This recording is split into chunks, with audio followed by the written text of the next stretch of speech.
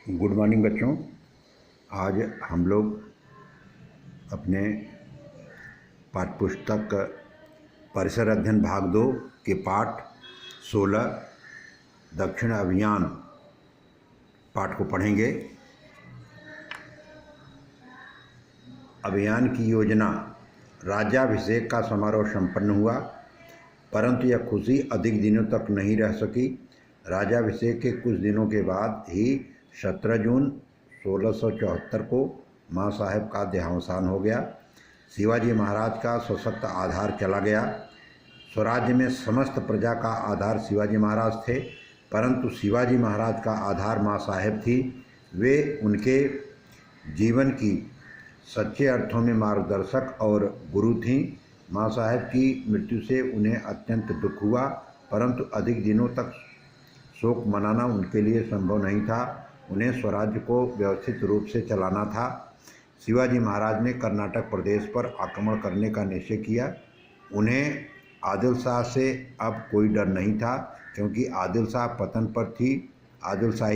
पतन पर थी, लेकिन उत्तर का मुगल सम्राट औरंगजेब मराठों के राज्य को नष्ट करने के लिए घात लगाए बैठा था। वह स्वराज्य को कब मिटाएगा, इसका कोई भरोसा नहीं था। शिवाजी महाराज ने सोचा कि मुगलों के संकट का सामना करने के लिए यह आवश्यक है कि दक्षिण में भी कोई सुदृढ़ स्थान उनके हाथ में हो। इसीलिए उन्होंने दक्षिण के प्रदेशों पर कब्जा करने का विचार किया। इस अभियान के लिए शिवाजी महाराज ने गोलकुंडा के कुतुब शाह से सहायता मांगी। उसने बड़ी खुशी से शिवाजी महाराज को सहयोग देना स्वीकार किया। अब बच्चों, इस पाठ से आधारित इस पाठ्यांश पर कुछ प्रश्न है। मां साहेब का देहावसान कब हुआ?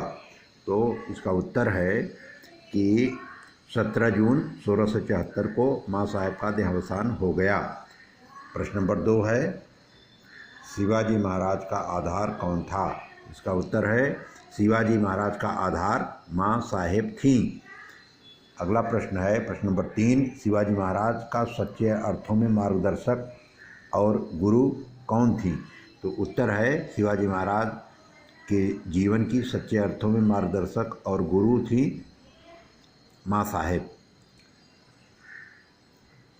तो इसके बाद जो है अगला प्रश्न है कि शिवाजी महाराज कर्नाटक प्रदेश पर क्या करने का निश्चय किया?